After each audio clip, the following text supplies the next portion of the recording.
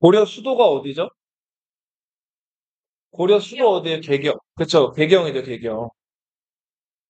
고려 건국하기 이전에는 개경이라고 안 하고 뭐라 그랬어요? 네, 송악이라 그랬죠. 그 송악의 호족 출신이었던 왕건이 다른 호족들 지지를 받아가지고 세워진 나라가 고려죠.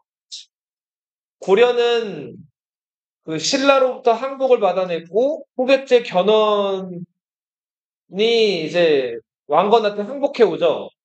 그러면서 후백제를 전쟁을 통해서 무너뜨리고 후삼국을 통일하죠.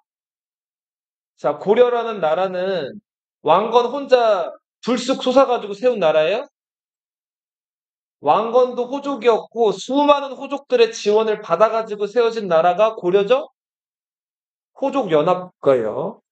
네. 왕건이 호족들이랑 끈끈하게 맺어지려고 뭘 했어요? 결혼을 했죠. 결혼 몇 번이나 했죠? 29번. 29번 했죠.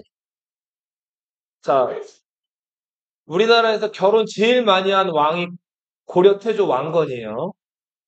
근데 여자 좋아해서가 아니고 누구랑 손잡으려고? 조조. 네, 호족들이랑 피는 물보다 진한 관계를 맺기 위해서 이렇게 많은 결혼을 했다. 자, 여기 지금 보시면 빨주노초 파남보 순으로 그 혈통을 쭉 선생님이 색깔로 칠해놓은 거거든요. 그러니까 지금 왕건이 빨간색이면은 왕건의 아들 2대 세종은 지금 주황색으로 돼 있죠. 그러니까 왕건의 아들인 거예요. 근데 3대 왕이 정종인데 정종이 세종의 아들이에요? 아니죠. 지금 여기 빨간색으로 선생님 줄 하나 거놨죠. 정종도 누구의 아들이에요? 태조 왕건의 아들이죠. 그죠? 자, 광종은 또 누구의 아들이에요? 역시 태조 왕건의 아들이죠.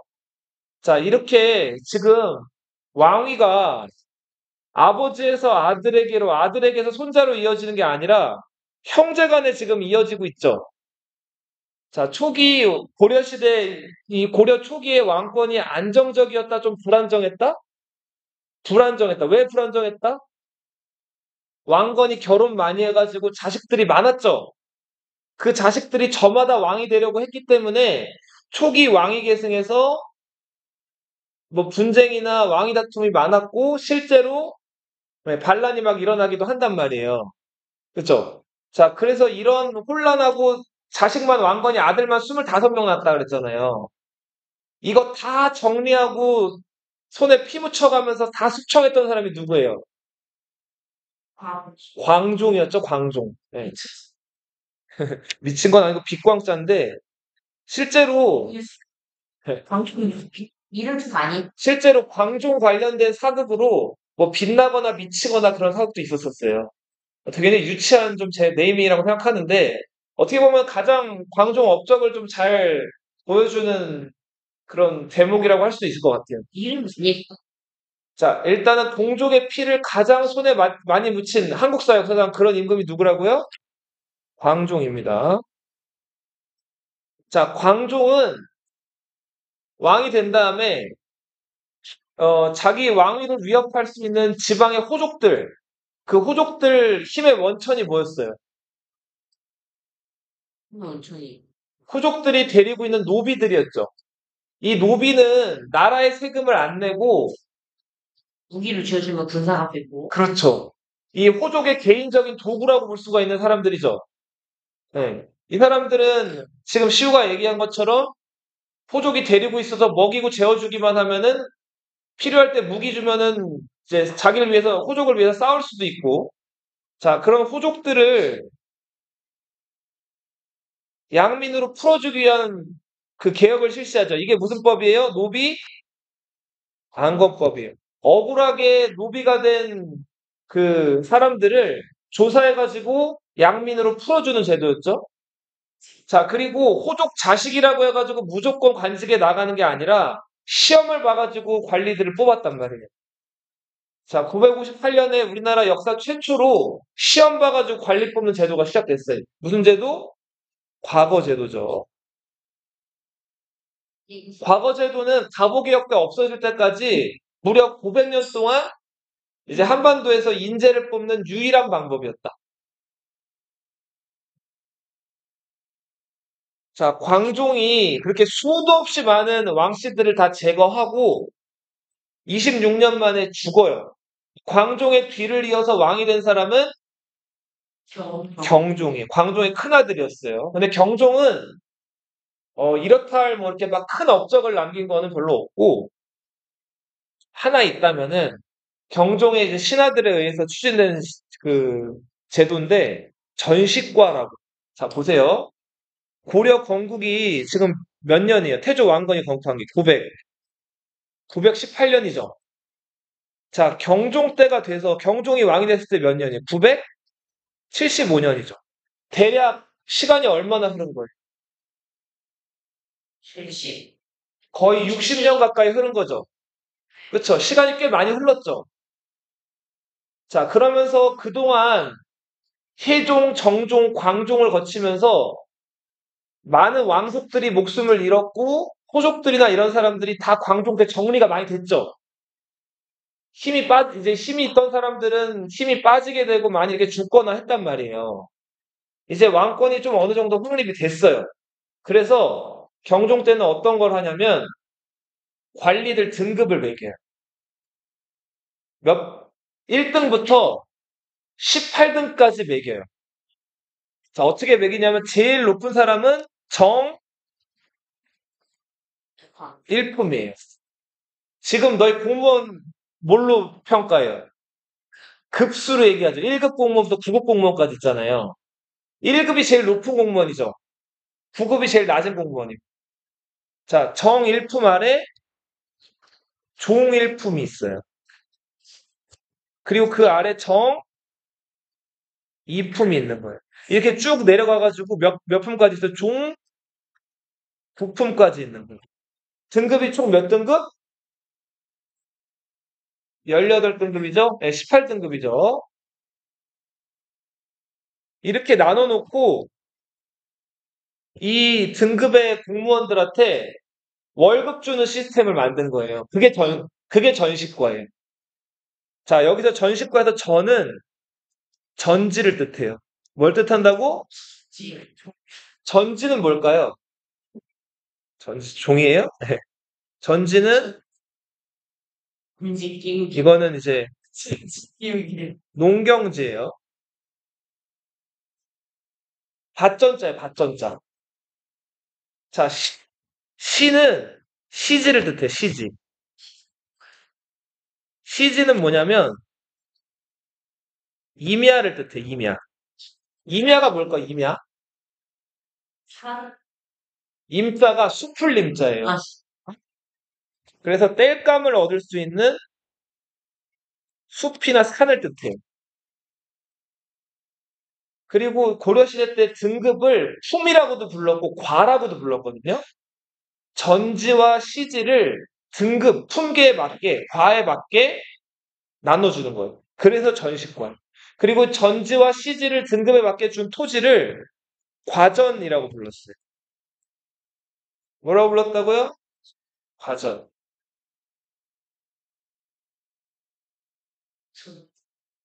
자, 그리고 봐봐. 이때 이런 말이 이제 등장을 해요. 고려시대 때는 붓을 든 사람들을 문반이라고 불렀고, 칼을 든 관리들은 뭐라고 불렀을까요? 무반이라고 불렀어요. 자, 문반과 무반을 합쳐서 뭐라고 불렀을까요? 무무반이라고 했고, 또 뭐라고 불렀을까요? 문반과 무반을 합쳐서 뭐라고 했을까요?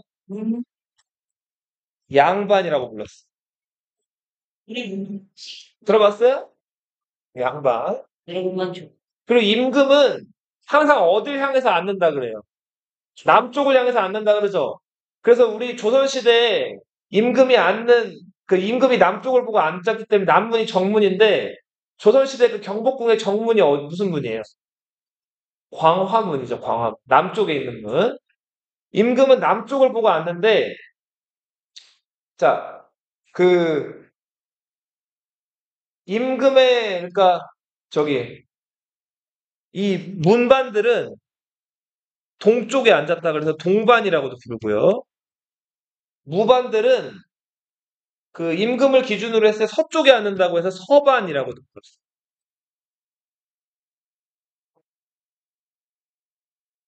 자, 봐봐요. 그리고 임금이 남쪽을 보고 앉는다 그랬죠? 그럼 임금이랑 마주보는 남쪽에 앉아있는 관리들도 있었거든요? 그런 관리들을 남반이라고 불렀어요. 뭐라고 불렀다고요? 남반. 이 남반은 자, 1품부터 9품까지 있다 그랬죠? 근데 6품 이상은 승진할 수가 없는 사람들. 이런 사람들을 중류, 중류층이라고 불렀어요. 여기까지만 알아두세요. 더 깊이 얘기 들어가면 이제 이것만으로도 1시간이 지나가니까 일단 이런 신분들이 있었다. 이렇게만 알아두세요. 자, 경종이 아들을 하나 낳아요. 그 아들이 왕송이라는 아들인데 그 경종이 지금 재위 기간이 짧죠. 6년밖에 안 되죠. 그쵸? 경종이 낳은 아들이 2살이었을 때 경종이 죽어요.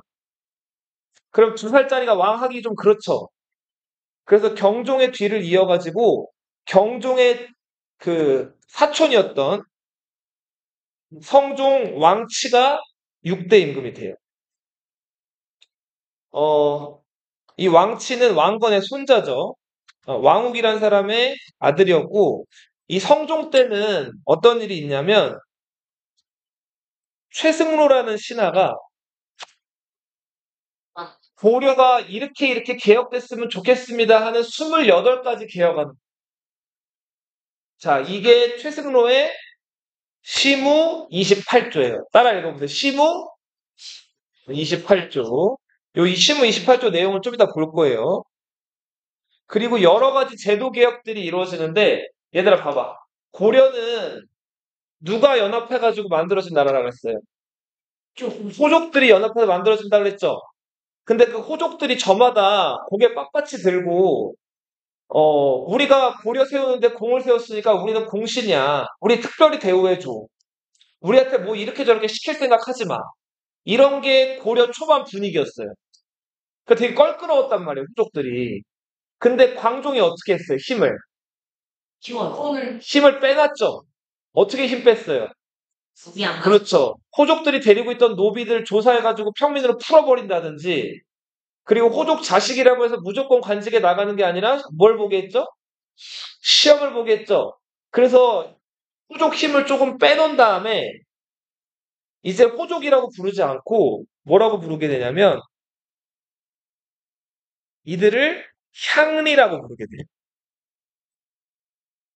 자, 고려에 있었던 고려 시대 지방에 있었던 실세들, 지방에서 힘을 가지고 있던 세력들을 이제 성종 때부터는 호족이라고 안 부르고 뭐라고 부른다?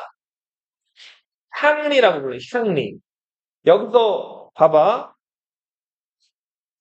우리 나라에서 제일 중요한 곳이 어디예요? 또 수도죠.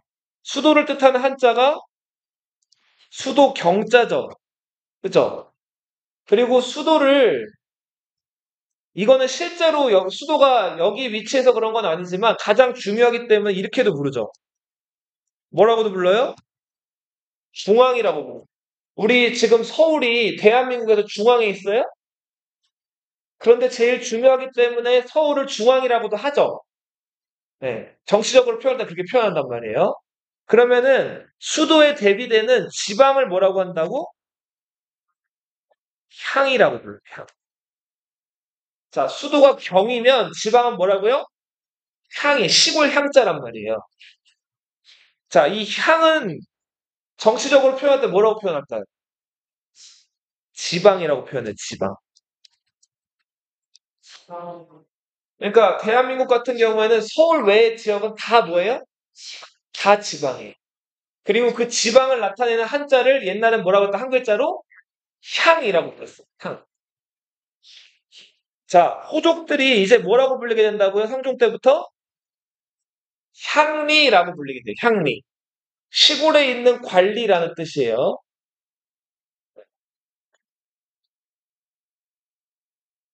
자, 성종 때도 여러 가지 뭐 제도 개혁이나 한 것들이 많은데 성종대 특히 좀 많은 고려가 어려움을 겪었던 거는 거란족이 쳐들어오기 시작해요. 왜 앉았지? 자, 우리 저 왕건이 훈요 10도에서 거란이랑 친하게 지내라 그랬어요? 아니면 사이 멀리 지내라 그랬어요? 미안. 거란을 멀리하라 그랬죠? 그쵸. 그래서 거란이 낙타를 선물해 왔을 때 태조 왕건이 어떻게 했어요? 다리 밑에다가 맞아요, 맞아요. 만부교란 다리에 거란이 보낸 낙타 선물 10마리를 묶어가지고 굶겨 죽였죠? 자, 그렇게 해서 고려랑 거란이랑은 건국 초부터 사이가 별로 좋지 않았는데, 그러던 거란이 마침내 고려에 쳐들어온 거예요. 자, 이때 고려가 그 거란을 상대하기에는 병력이나 여러 가지 면에서 많이 부족했어요. 실제로 거란이 그때 그 데리고 온 군대가 거란 측 기록에 의하면은 80만 명이었다 그래요. 솔직히 물어나 몇만 명? 80만 명. 네, 80만 명. 근데 이거는 거란의 뻥이죠. 네. 80만이면 거란 인구를 전부 다 합쳐도 80만이 네요. 안 되던 시기였어요. 제출했나 보네. 중국에서 빌려간다 보네. 거란이라고 하면, 선생님 봐봐. 거란이라고 하면 여기 중국 본토가 있으면 여기가 거란이 살던 지역이죠. 요 지역 인구가 이거보다 500년 후, 나중에 청나라라는 나라 들어봤어요? 후금 만주족? 여기 후금 만주족이 살 때도 여기 인구가 다 합쳐봤자 50만 명이었다고. 500년 후에도. 근데 지금 요 10세기 말에 80만 명을 동원한다는 거는 완전히 뭐예요? 뻥이에요, 뻥. 그래서 그쵸. 수나라 같은 경우는 중국 본토에서 군인대가 왔으니까 그럴 수 있다 치는데 거란 쪽이 그렇게 군대를 동원한다는 건 뻥이고 실제 학자들이 추정하는 거는 많아봐야 10만이 안 됐을 거예요. 아마 8만이 아니었을까. 그렇게들 얘기를 해요. 예. 그렇죠. 그래도 많이 온 거죠. 자, 근데 이때 도저히 고려 입장에서는 거란이랑 상대하기가 만만치가 않았어요. 그래서 거란한테 머리를 숙이고 항복을 하느냐 마느냐까지 얘기가 나왔는데 이때 짜잔하고 등장한 인물이 누구예요? 서희죠. 자, 서희 거란족. 자, 서희가 나서서 그 거란의 장군이었던 누구랑 토론 배틀하죠? 소손영.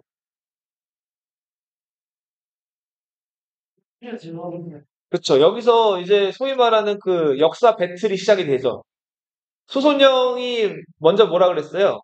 고려는 신라를 계승한다. 자, 우리 거란은 옛 고구려 지역에 있었던 나라기 때문에 그쵸. 우리 거란이 지금 옛 고구려의 땅이었던 여기 한반도 북부, 고려의 여기 한반도 북부를 우리가 가져가겠다 이렇게 요구를 해오죠. 자, 근데 서희가 이때 뭐라고 반박을 하죠? 고려를 계승했다. 그쵸. 고려의 국호를 봐라. 고구려 계승에서 고려다. 그러니까 너희 논리대로라면 너희가 차지하고 있는 지금 거란 땅도 다 옛 고구려의 땅이었기 때문에 너희 땅도 우리 고려의 땅이 되어야 된다 이렇게 얘기를 했죠. 자, 이렇게 해서 잘 봐. 집중해. 자, 결국은 이 서희가 소손영과의 말싸움에서 밀리질 않았죠. 결국은 거란이 군대가 훨씬 많았고 힘이 컸죠. 자, 그래서 소손영은 어찌됐든 우리는 못 물러가겠다. 고려 너희 항복하던가 땅을 내놓던가 해라. 근데 서희가 이제 이렇게 얘기를 하죠. 땅을 주면 나 내장. 자, 이거 정확하게 얘기를 하면 위에다 쓸게요. 그림 다시 그려볼게요. 생물이 되죠. 자, 거란. 그리고 여기에는 중국에 어떤 나라가 있었어요? 송나라, 만리, 장성, 고려. 자, 그리고 요 일대에 여진족이라고 들어봤어요? 자, 여진족이 요 일대에 이렇게 살고 있었단 말이에요. 자, 그래서 서희가 이렇게 얘기해요. 자, 우리가 거란 너희가 물러가만 주면 너희가 원하는 때에 원하는 물건도 좀 조공으로 바칠 테니까 좀 지고달라고. 네, 조공으로 바칠게. 근데 문제는 우리가 너희들한테 조공을 바치러 가는 길에 여진족들이 많이 살고 있으니까 우리가 여진족들을 무찌른 다음에 너희들에게 바칠 조공로를 좀 확보할게. 자, 그렇게 얘기한단 말이에요. 자, 그렇게 해서 여진족을 물리치고 고려가 차지하겠다고 했던 그 길이 여기였단 말이에요. 자, 여기를 가리켜서 뭐라고 불러요? 강동 육주라고 부르죠. 자, 거란의 소손령이 듣기에 꽤 그럴듯해 보였단 말이에요. 미주리. 자, 그래서 어차피 지금 거란은 송나라와의 전쟁이 중요했기 때문에 고려가 머리를 조아리고 나오겠다고 하니까 서희의 이 말을 들어줬죠. 자, 그래서 이때 서희가 외교談판을 통해서 차지한 어디 땅? 강동 육주라는 중요한 땅을 차지하게 되죠.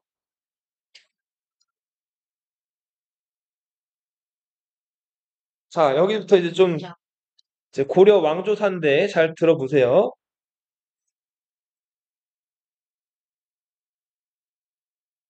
자, 성종은 아들이 없이 딸만 둘 있었어요. 자, 그리고 하나 성종 얘기하기 전에 이 아까 성종이 누구 아들이라 그랬죠, 여기? 대종 왕욱의 아들이라 그랬어. 근데 대종은 여기 보면 숫자가 들어가 있어요, 안 들어가 있어요? 숫자가 안 들어가 있죠? 대종 왕욱은 살아생전에 왕이 됐던 사람, 못 됐던 사람? 왕이 못 됐던 사람. 이 사람은 왕건의 아들인데, 왕은 못 됐고, 다만 자기 아들 왕치가 성종으로 즉위하면서 죽은 다음에 왕으로 높여진 사람이에요. 이걸 추존이라고 하죠. 자, 근데 이 왕욱은 성종 말고도 딸이 둘 있었어요. 큰 딸이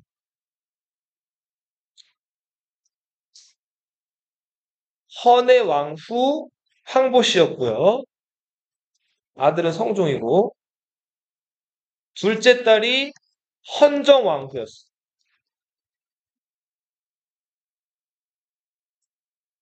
자, 그러니까 헌의 왕후랑 헌정 왕후는 성종한테 여동생들이에요. 자, 근데 여기 성종의 여동생 둘이 지금 왕후라고 불리고 있죠. 그쵸? 자, 헌의 왕후와 헌정 왕후는 경종 있죠, 경종. 이 경종의 왕비로 시집을 간단 말이에요. 그래서 왕후라고 불리는 거예요. 근데 헌정 왕후는 자식을 못 낳았어요, 경종과의 사이에서. 헌의 왕후 황보 씨는 경종과의 사이에서 아들을 하나 낳아요. 근데 아까 경종이 죽었을 때 그 아들이 몇 살이라 그랬어요? 2살이라 그랬죠? 기억나요? 자, 그래서 아무튼 이 헌의 왕후는 아들을 낳았고 경종이 당시에 아들이 너무 어렸기 때문에 경종의 뒤를 사촌이었던 성종이 이어간단 말이에요. 좀 복잡한 얘기예요. 자, 근데 성종이 16년을 왕노릇을 하고 죽었는데 죽을 무렵에 아들이 있었다 없었다? 성종이 아들이 없이 딸만 둘 있었어요. 그래서 성종의 뒤를 누가 있냐면 아까 경종의 부인이면서 경종과 헌혜왕후 사이에서 2살짜리 아들이 있었다 그랬죠. 그 아들이 16년이 지나가지고 몇 살이 됐어요? 18살이 된 거죠. 그 18살로 왕이 된 사람이 고려 7대 임금 누구예요? 목종이에요, 목종. 목종 왕송. 자, 아빠는 경종, 엄마는 누구? 헌혜왕후 황보씨였어요.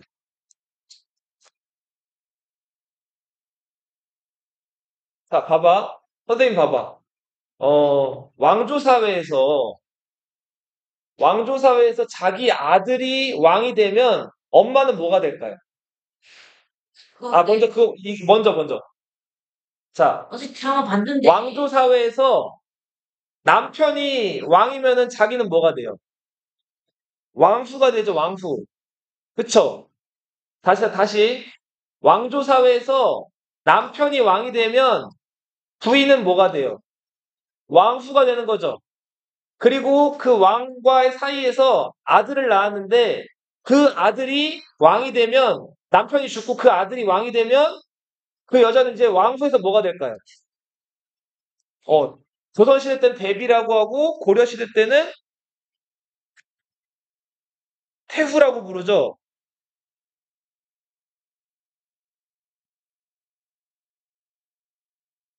천추전이라는 건물에 살았기 때문에 무슨 태후? 천추태후. 목종의 엄마예요. 고려 목종은. 자, 보세요. 태후는 남편이 죽은 거죠. 그리고 아들이 왕이 된 거죠. 태후는 재혼하면 될까요? 안 될까요? 왜요? 안 돼요. 왜 안 될까요? 그거는 전 왕이 된 예의가 아니었어요. 그렇지. 죽은 전 왕, 자기 남편에 대한 예의가 아니기 때문에 남편이 일찍 죽었으면 일찍 죽은 대로 평생을 혼자 살아야 돼요. 밥으로. 뭔 말인지 알겠죠? 자, 근데 천추태후는 좀 욕구가 강한 사람이었어요. 네. 사람은 먹는 욕구 말고 또 다른 욕구가 있죠? 네. 네. 네. 아무튼 좀 욕구가 강한 사람이었다고만 들어두고 자 보세요. 이제 봐봐. 선생님 봐봐. 아까 성종의 여동생으로 헌혜왕후 지금 천추태후가 있었고 그 또 여동생으로 헌정왕후가 있었다 그랬죠. 잘 봐, 잘 봐. 헌정왕후는 경종과의 사이에서 자식이 없었죠. 그쵸? 그리고 경종은 일찍 죽어요. 자, 그리고 꼼짝없이 이제 그냥 혼자 과부로서 살아야 되는 상황이었는데 헌정왕후가 궁 밖으로 나와 살다가 태조 왕건의 막내 아들, 다른 아들이었던 왕욱이라는 사람이랑 눈이 맞아요. 자, 보세요. 봐봐. 선생님 봐봐. 이게 그 저기 뭐야 촌수로 따지면은 헌정왕후의 삼촌뻘인 사람이 왕욱인데 자기 삼촌, 그러니까 작은 아빠 정도 되는 사람이랑 눈이 맞은 거예요. 자, 그렇게 해서 사랑에 빠지게 돼가지고 신드라마도 이렇게 안 해요. 자, 그래도 결국은 안종 왕후과 헌정 왕후가 남녀가 사랑하면 어떻게 돼요? 여자가 아이를 가지죠. 네. 헌정 왕후가 아이를 가진단 말이에요. 그리고는 아이를 낳아요. 아이를 낳다가 헌정 왕후는 죽어요. 네. 자, 왕후과 헌정 왕후 사이에서 낳은 아들이 왕순이었어요. 이 왕순은 대량 원군이라고 불렸어요. 자,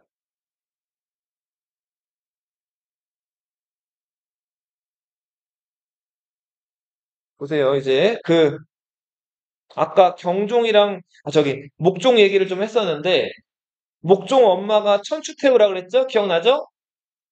자, 이 천추태후가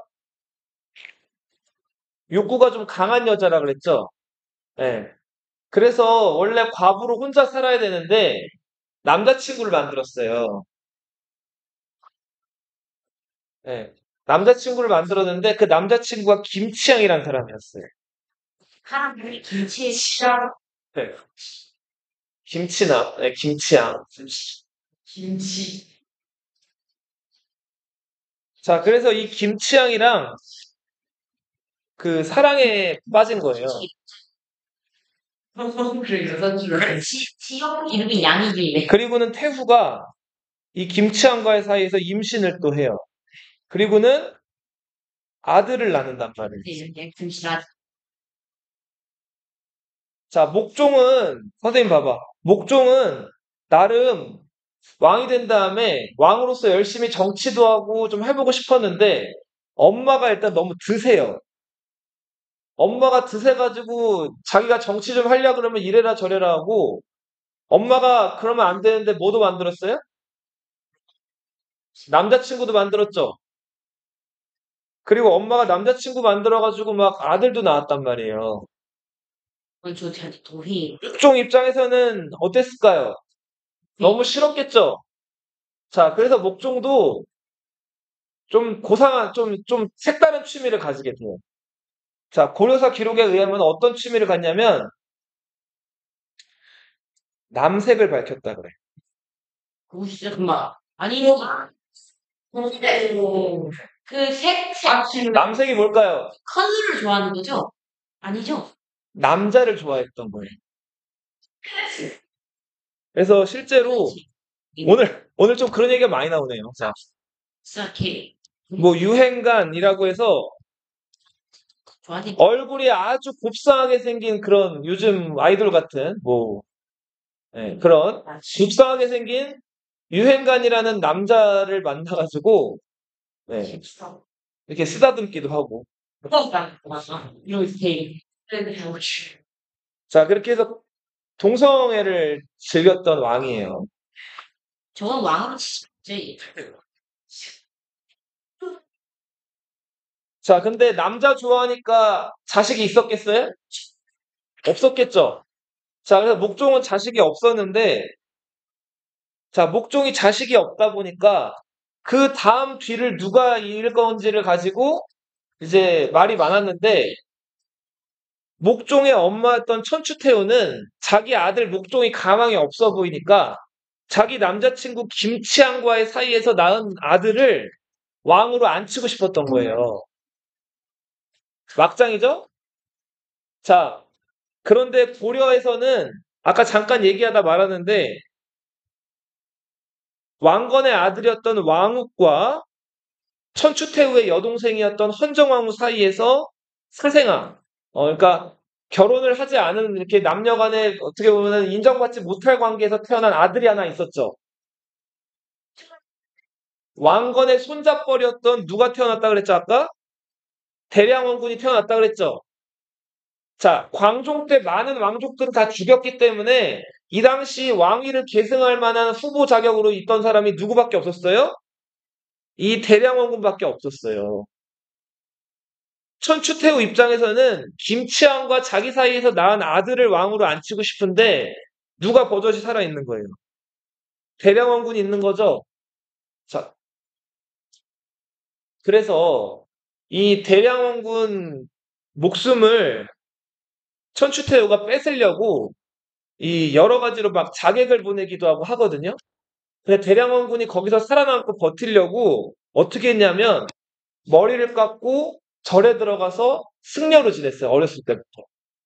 그래서 막 천추태후가 이 대량원군한테 음식 선물한답시고 음식을 보내왔는데 먹지도 않고 그 음식을 까마귀한테 던져줘서 까마귀가 그 음식을 먹었는데 까마귀가 어떻게 됐을까요? 죽어요. 죽는 거예요. 자, 그래서 대량원군은 이런저런 이유로 그 절 속에 숨어 살면서 천추태후를 이제 멀리하고 있었죠. 자, 근데 그러던 어느 날 대량원군이 꿈을 꿔요. 자, 선생님 봐봐. 꿈을 꾸는데 어떤 꿈을 꾸냐면 꿈에서 닭 있죠, 닭, 수탉. 수탉이 어떻게 울죠? 꽃기호라고 울죠? 수탉이 꽃기호하고 우는 꿈을 꾼 거예요. 그리고 요즘에는 너희 다리미질하는 거 본 적 있죠? 요즘에는 다림질하지만 예전에는 어떻게 했을까요? 이게였나? 다듬이질이라고 들어봤어요? 그 여자들이 천 같은 거 펴놓고 뭐 그래서 나무 막대기 같은 거로 이렇게 막 치잖아요. 한 번도 본 적 없나? 그걸 다듬이질이라고 하는데 옛날 조선시대 고려시대 사람들은 다듬이질 할 때 나는 소리를 어근당 어근당 이렇게 표현했어요. 어근당 어근당 어근당 이렇게 표현했단 말이에요. 자, 대량원군이 아직 왕이 되기 전에 꿈속에서 무슨 소리를 들었다고요? 꽃기호, 닭 우는 소리를 들었고 그 다음에 다듬이질하는 소리. 무슨 소리? 어근당 어근당 하는 다듬이질 소리를 들었다. 자, 근데 이거를 좀 한번 해석을 해볼게요. 봐봐, 선생님 봐봐. 꽃기호는 한자로 옮겨 쓰면은 이렇게 쓰기도 해요. 고기 위. 자, 고가 무슨 고자일까요? 높을 고. 귀는 무슨 귀자일까요? 귀할 귀. 높고 귀한 자리에 위는 자리 위자거든요. 올라간다는 뜻이죠. 그렇죠? 그리고 어근당은 이 어가 무슨 어자일까요? 임금 어자. 임금이 주는 수를 어주 이렇게 부르잖아요. 어. 자, 근은 뭘까요? 근. 가까울 근자예요. 임금 자리가 여기 당은 장소 당자고 임금 자리가 가까워 왔다 이런 뜻이죠. 그래서 아무튼 현종이 예사롭지 않은 꿈을 꾼 거죠. 자, 그래서인지는 모르겠는데 아무튼 대량원군은 지금 목종은 동성애자 나라가 망했어. 그리고 천추태후랑 김치향은 지금 그렇고 그런 관계 아들까지 태어난 이런 막장 관계 속에서 그쵸 대량원군이 차기 왕으로서 급부상을 해요. 자, 근데 진짜 이 천추태후가 자기 아들을 왕으로 올리려고 계획을 구체적으로 세운단 말이에요. 이걸 보다 못한 고려의 강조라는 장군이 정변을 일으켜요. 자, 정변을 일으켜서 목종의 남자친구였던 남세계 대상 유행관을 죽여버리고요.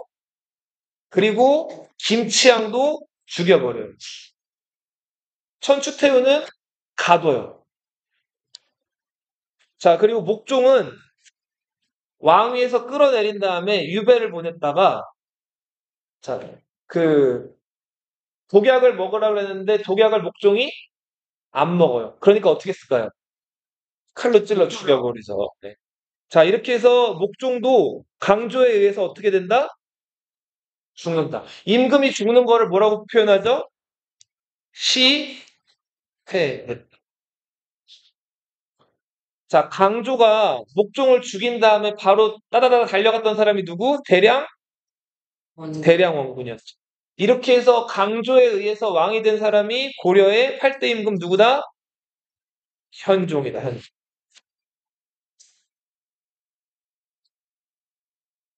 자, 보세요. 거란 입장에서는 고려한테 강동육주를 아까 떼어줬죠. 자, 근데 강동육주를 줘봤더니 이 강동육주가 너무 아까운 땅인 거예요. 자, 그래서 괜히 줬나? 후회를 하다가 어떻게 하면 고려랑 다시 한번 전쟁을 치러가지고 저걸 빼와서 와야 될 텐데 이렇게 생각을 하다가 마침 고려에서 지금 뭐가 일어났어요? 신하가 왕을 죽이는 정변이 일어났죠. 오! 야, 너희 고려. 우리 목종이 그동안 거란한테 잘해왔는데 왜 멀쩡한 왕 죽이고 강조란 놈이 반란을 일으킨 거야? 자, 고려 안 되겠네. 야, 그 강조 내놔. 강조란 그 반란 일으킨 놈 내놔 해가지고 거란이 또다시 한번 고려를 침략해 온단 말이야. 자, 이게 거란의 2차 침략. 자, 우리 얼마 전에 고려 거란 전쟁이라는 사극을 하기도 했죠. KBS에서. 자, 봐봐. 이 두 번째 침략에서는 거란 군대가 워낙 기세 좋게 쳐들어와가지고 고려가 미처 이거를 대비를 잘 할 수가 없었어요. 이때 고려가 어떻게 했을까요? 자, 거란은 막 물밀듯이 내려오고 자, 이걸 막을 병력은 없는 거예요. 그래서 어떻게 했을까요, 왕이? 수도를 버리고 도망을 가요. 자, 선생님 봐봐. 선생님 봐봐. 임금은 원래 수도에 살아야 되죠. 근데 임금이 수도를 버리고 다른 지역으로 도망가는 거를 뭐라고 부를까요? 두 글자로. 자, 임금이 어딘가 떠나게 되면 먼지가 막 일겠죠. 임금만 가는 게 아니라 여러 사람들이 따라가기 때문에. 그 먼지를 보통 사람들이 뒤집어 쓰겠죠. 뒤집어 쓸 먼지진. 자, 현종이 어떻게 한다고요? 수도로 개경을 버리고 몽진을 가게 돼. 몽진은 어디로 갔을까요? 이때는 강화도를 안 들어가고 저 땅 끝으로 내려가요. 딴뜻한 진도? 우리 저 고려 건국되기 전에 왕건이 차지했던 지역 있죠. 전라도에. 나주 있죠, 나주. 자, 현종이 어디로 도망갔다고요? 나주라는 곳으로 몽진을 떠난다.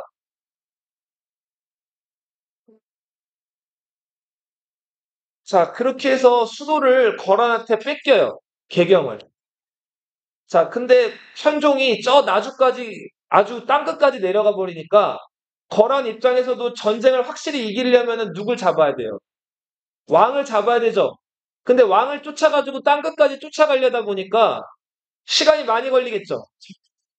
봐봐. 근데 거란 입장에서 자기네 영토를 비우고서 지금 고려를 쳐들어왔는데 이 빈틈을 송나라가 노릴 수가 있죠. 그래서 거란 입장에서는 오랫동안 고려를 침략하고 쳐들어갈 수가 없었단 말이에요. 자, 그래서 거란 군대가 결국은 군대를 돌려가지고 다시 자기네 땅으로 돌아간단 말이에요. 이 거란 군대가 돌아갈 때 돌아가는 거란 군대를 타격했던 장군이 양규라는 장군이에요. 자, 이렇게 해서 고려는 임금이 수도를 버리면서까지도 거란에게 끝까지 항전을 했고, 양규 장군이 마지막 전투에서 목숨을 잃어가면서 거란 군대에게 크게 타격을 줘서 여기서도 거란은 별 소득을 얻지 못하고 돌아갔다. 자, 그런데 시간이 지나면 지날수록 강동 육주라는 땅이 너무나 아쉬웠고 다시 한번 거란의 군대가 쳐들어오게 돼요. 이때는 아까 우리 1차 침략 때 소손영이 쳐들어왔죠. 이때는 소손영의 형이었던 소배압이 쳐들어오고요. 마지막 침략 때는 누가 쳐들어왔다고요?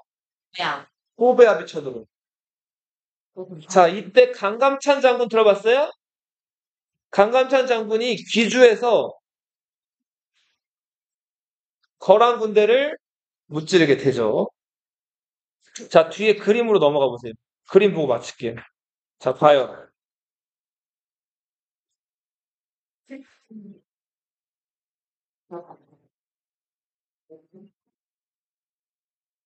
자, 선생님 봐봐. 고려 광종 때 호족들 힘을 빼기 위해서 억울하게 노비가 된 사람들 조사해서 양민으로 풀어주는 방법. 이거 뭐라 그랬죠? 노비 안거법. 이거로 인해서 호족들의 힘이 어떻게 됐다고요? 이만. 약화됐다 그랬죠? 그리고 시험을 봐가지고 인재를 선발하는 무슨 제도? 과거 제도를 시행을 하게 되죠. 여기서 지금 문과 이렇게 있죠? 자, 문과는 크게 뭐랑 뭐가 있어요? 재술과 명경과 이렇게 있죠? 자, 재술과는 논술 시험이에요. 무슨 시험? 명경과는 암기 시험이에요. 다 어려운데. 공자, 맹자, 유교 경전을 암기를 얼마나 잘 하고 있는가를 테스트 보는 시험이라고. 나는 자, 그리고 이거 중요해요. 선생님 봐요. 음서 별표 치세요. 음서는 뭐냐면 너희 예나 지금이나 공무원들 5급 이상 공무원들을 무슨 공무원이라고 그래요? 우리 고위 공무원이라고 하거든요. 고려 시대 때도 5품 이상의 공무원들을 관리들을 그 고급 공무원, 그러니까 높은 관리라고 여겼단 말이에요. 5품 이상의 관리들, 5품 이상 관리들의 자제 중 한 명을 공짜로 올라오게 좀 그렇죠. 과거 시험 붙지 못했어도 그냥 관직에 나갈 수 있게 해주는. 낮은 건지. 근데 낮은 관직에서 시작을 하는데 끝까지 올라가는데 제약이 없어요. 차별이 없어요. 그러니까 부모 잘 만나면 어떻게 되는 거예요? 그치, 관직에 높이 나갈 수가 있는 거죠. 그러면 그렇게 관직에 나가서 올라간 사람은 또 오품 이상으로 올라가면 자기 자식한테 또 관직 하나 줄 수 있죠. 자, 여기서 알 수 있는 거는 고려 사회는 무슨 사회였다? 귀족 사회였다. 그리고 음서와 더불어서 5품 이상의 고위 관리들에게 주는 땅이 있어요. 그 땅을 봉음전이라고 불러요. 아버지가 오품 이상 고이 갈리면은 나라에서 땅이 나오는데 그 땅을 자식한테 물려줄 수가 있어요. 그 오품 이하면 자기 국가에 반납할 그 와중에 유품 이하면 할인전이라고 해서 나라에 반납을 해야 돼. 자, 고려 사회는 평등한 사회였다. 아직은 귀족 사회였다. 과거 시험 같은 것들이 시작이 되긴 했지만 아직은 귀족 사회예요. 그리고 여러 기술관들을 선발하는 잡과가 있는데 여기서 기술관이라고 하면 자, 율관, 유학을 공부하는 사람들, 그리고 서학, 그리고 음양학.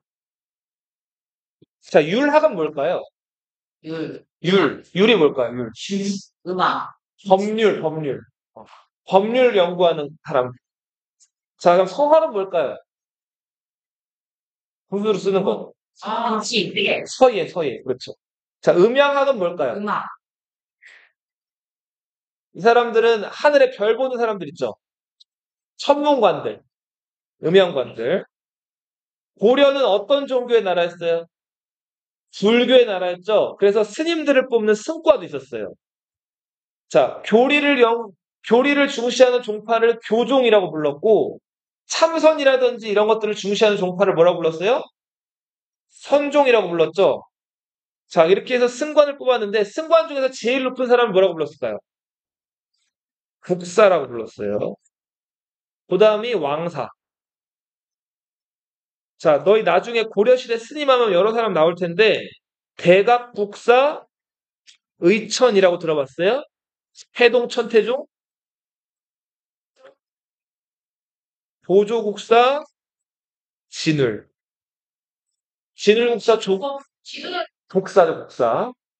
자, 이런 사람들이 다 스님 중에서 가장 높은 관직에 있었던 사람. 자, 여기 그리고 중요한 거는 칼잡이를 뽑는 묵과가 있었어요, 없었어요? 묵과는 없었어요. 묵과. 그냥 잘 싸우느냐고. 그치. 그냥 군인들 자식이거나 이러면은 그냥 아버지가 군인이면 자식도 군인이 되거나 하는 거예요. 잘 싸우기만 하면. 그치. 조선시대 때는 이순신 장군도 묵과 출신이죠. 자, 그런데 고려시대 때는 그 칼잡이들을 뽑는 묵과가 따로 시행되긴 해요. 근데 언제 시행되냐면 고려 멸망하기 2년 전에 잠깐 시행되고 고려시대 500년 내내는 시행되지를 않아요. 자, 그렇게, 선생님 봐봐.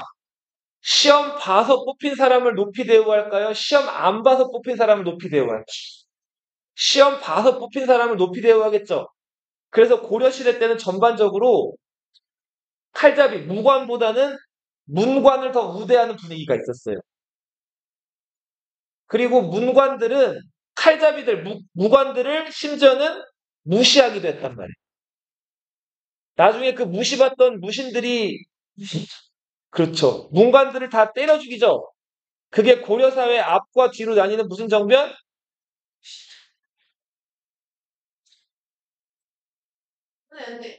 성종 때 아까 최승로라는 사람이 개혁안 28개를 올렸다 그랬죠. 무슨 조? 시무? 18조. 28조. 자, 지방에 뭘 파견하자는 거예요? 지방관. 지방관을 파견한. 이거 외관이라고도 나와요. 써주세요. 불교 행사. 연등회, 팔관회 같은 행사가 너무 화려하고 너무 돈이나 이런 물자가 많이 들어가니까 자, 일을 어떻게 하세요? 불교 행사를. 줄이라고 하고 있죠? 그쵸? 불교 행사를 어떻게 하자는 거라고요? 줄이자. 자, 아래에 불교를 믿는 것은 자신을 닦는 근본이고 유교를 행하는 것은 나라를 다스리는 근원입니다. 왕한테 가장 급선무는 뭐예요? 중요한 거. 나라 다스리는 거죠. 뭐가 더 중요하다는 거예요? 유교가 더 중요하다는 거죠. 나라를 어떤 식으로 다스리자? 그렇죠.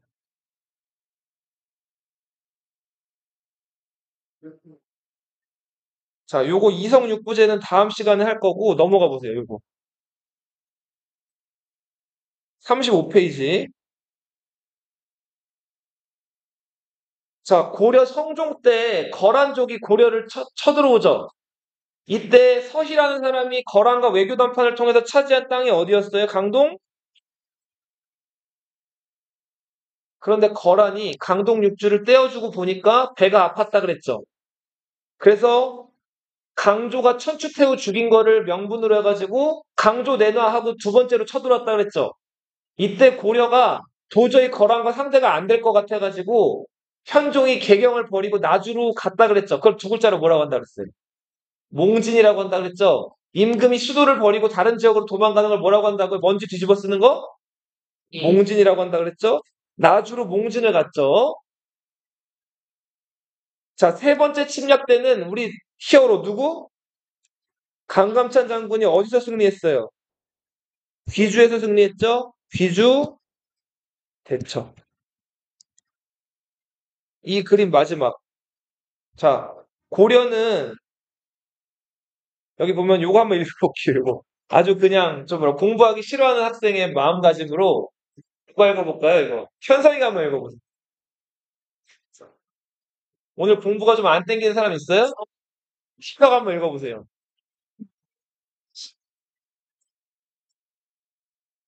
자, 이런 사회였죠. 여기 보면은 오품 관리의 누구? 아들. 아빠가 고위공무원이면 자식이 공부 안 해도 공무원들. 공무원 될 수가 있어요. 대박이죠? 자, 그리고 심지어는 아들이 없으면 오품 관리의 누구도 사위, 딸의 남편도 오품 관리의 누구도 조카. 맞죠. 근데 다 되는 건 아니고 몇 명, 몇 명? 한 명만 될 수 있어요. 한 명. 양심은 챙겨. 자, 여기서 옆에서 열심히 공부하는 사람 있죠? 이 사람 뭘 준비하는 걸까요? 과거 시험을 준비하는 거죠. 여기까지 할게요. 자, 봐봐.